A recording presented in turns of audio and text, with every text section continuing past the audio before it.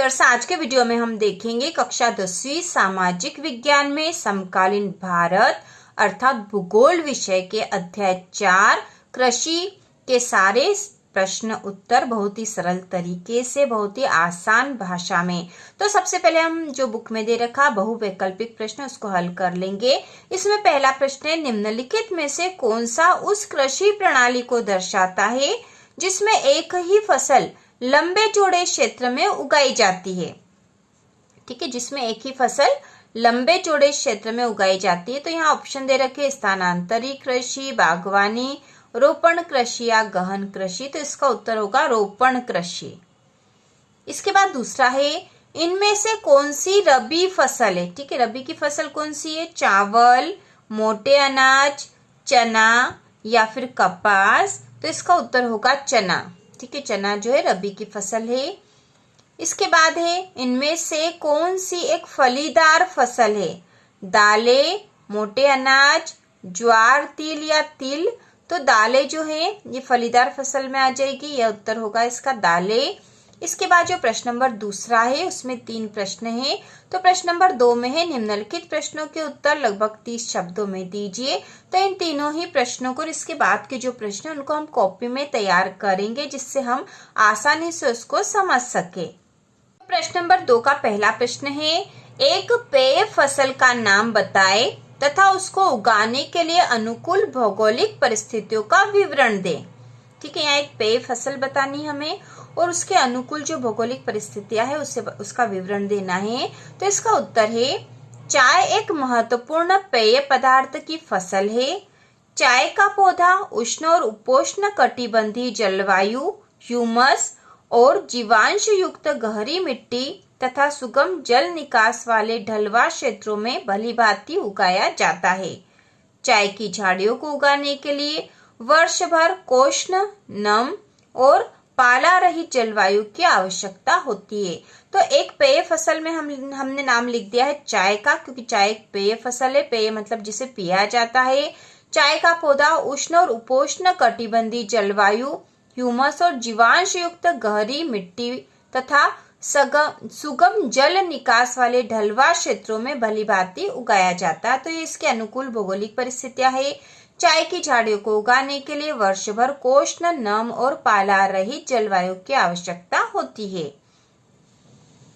इसके बाद दूसरा प्रश्न है, भारत की एक खाद्य फसल का नाम बताएं और जहां यह पैदा की जाती है उन क्षेत्रों का विवरण दे। तो हमें एक खाद्य फसल का नाम बताना है और उस क्षेत्र का विवरण देना जहां वह पैदा की जाती है। तो इसका उत्तर है, चावल भारत की एक महत्वपूर्ण खाद्यान्न फसल है। ठीक है, खाद्यान्न फसल कौन सी है, चावल है, जो कि खाद्य फसल है। खाद्य मतलब जिसे खाया जाता है। हमारा देश चीन के बाद दूसरा सबसे बड़ा चावल उत्पादक देश है। यह एक खरीफ की फसल है। चावल उत्तर और उत्तर पूर्वी मैदानों, तटीय क्षेत्रों और डेल्टाई प्रदेशों में उगाया जाता है। सिंचाई की उपलब्धता के कारण पंजाब, हरियाणा, पश्चिमी उत्तर प्रदेश और राजस्थान के कुछ क्षेत्रों में भी चावल की फसल उगाना संभव हो पाया है। तो इस प्रश्न में हमें जो बातें पूछी गई थी तो उसमें सबसे पहले था कि भारत की खाद्य फसल का नाम बताया। तो हमने यहाँ पे नाम बता दिया है चावल, जो कि भारत की खाद्य फसल है। और फिर बताना था कि जहां पैदा की जाती है उन क्षेत्रों का विवरण दे।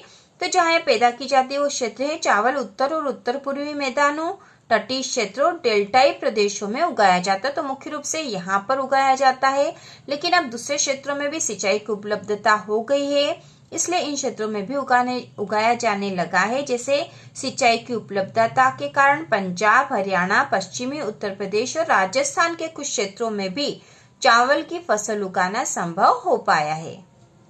इसके बाद इसी का तीसरा प्रश्न है, मतलब प्रश्न नंबर 2 का तीसरा प्रश्न है, सरकार द्वारा किसानों के हित में किए गए संस्थागत सुधार कार्यक्रमों की सूची बनाएं। तो यहाँ पे हमें उन केवल कार्यक्रमों की सूची बनानी थी, मतलब कार्यक्रमों के नाम ही लिखना थे, जो बहुत आसान है। तो इसका उत्तर है, सरकार द्वारा किसानों के हित में किए गए संस्थागत सुधार कार्यक्रम में जोतों की चकबंदी, सहकारिता तथा जमींदारी की समाप्ति, भूमि सुधार कार्यक्रम, कृषि सुधार कार्यक्रम, ग्रामीण बैंक व सहकारी समितियों की स्थापना, किसान क्रेडिट कार्ड योजना और व्यक्तिगत दुर्घटना बीमा योजना, न्यूनतम सहायता मूल्य, खरीद मूल्य आदि है। तो ये सारी जो है किसानों के हित में किए गए सुधार कार्यक्रमों की सूची है। फिर से हम एक बार देख लेंगे।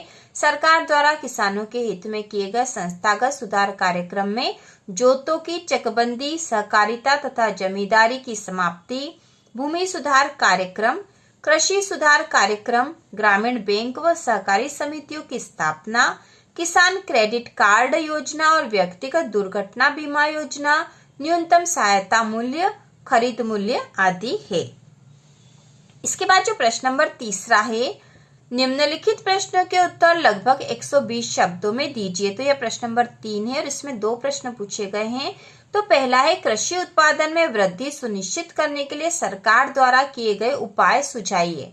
ठीक है, तो कृषि उत्पादन में वृद्धि सुनिश्चित करने के लिए सरकार द्वारा किए गए उपाय सुझाइए। अथवा कभी कभी ये प्रश्न इस तरह से भी पूछा जा सकता है कि कृषि उत्पादन बढ़ाने के लिए भारत सरकार द्वारा क्या उपाय किए गए हैं। ठीक है, कृषि उत्पादन बढ़ाने के लिए भारत सरकार द्वारा क्या उपाय किए गए हैं। तो इसका उत्तर हम लिखेंगे।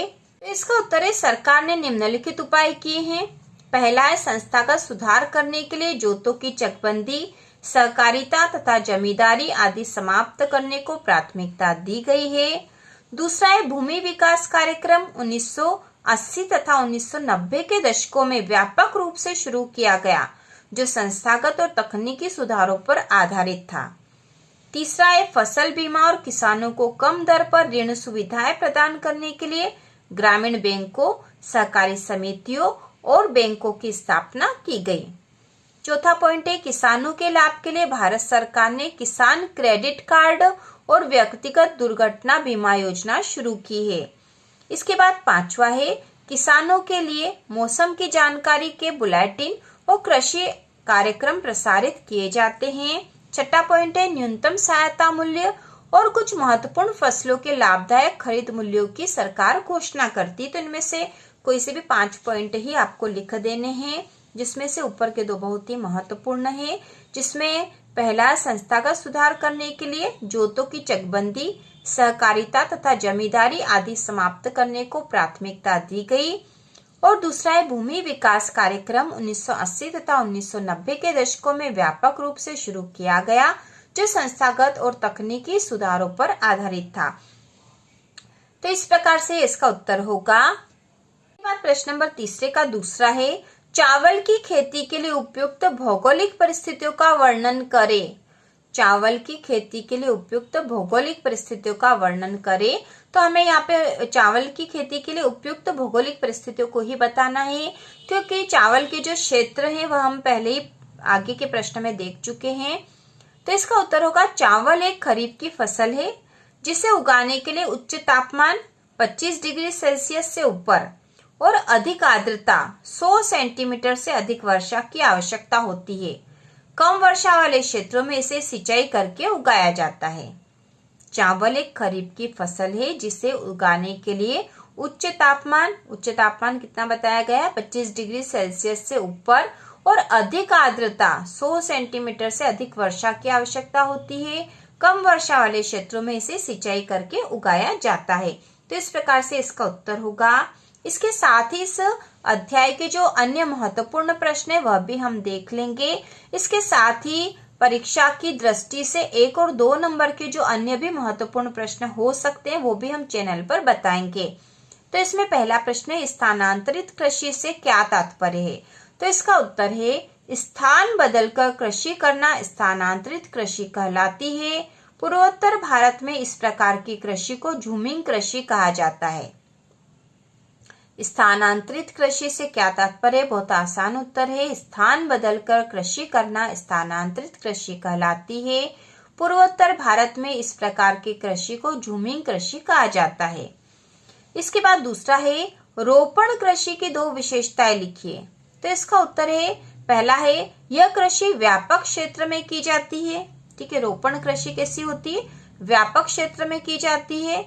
और दूसरी, इसमें अधिक पूंजी व श्रम की आवश्यकता होती है। ठीक है, यहाँ पे हमें रोपण कृषि की 2 विशेषताएं पूछी गई है। तो पहली विशेषता है, यह कृषि व्यापक क्षेत्र में की जाती है और दूसरी इसमें अधिक पूंजी व श्रम की आवश्यकता होती है।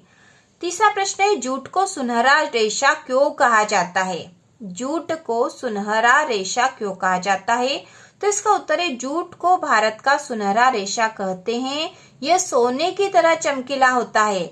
इसे बहुत उपयोगी, सस्ता और व्यापारिक महत्व का होने के कारण सुनहरा रेशा कहते हैं। जूट को भारत का सुनहरा रेशा कहते हैं। यह सोने की तरह चमकीला होता है। इसे बहुत उपयोगी, सस्ता और व्यापारिक महत्व का होने के कारण सुनहरा रेशा कहते हैं। तो इस प्रकार से यह भूगोल विषय के अध्याय 4 कृषि के सभी प्रश्नोत्तर हमने देख लिए हैं। इसके साथ ही हम 10वीं बोर्ड की सामाजिक विज्ञान की संपूर्ण तैयारी करने वाले हैं। वैकल्पिक प्रश्नों की भी तैयारी हम चैनल पर कर रहे हैं। तो इसी प्रकार के और वीडियो देखने के लिए चैनल को सब्सक्राइब कीजिए।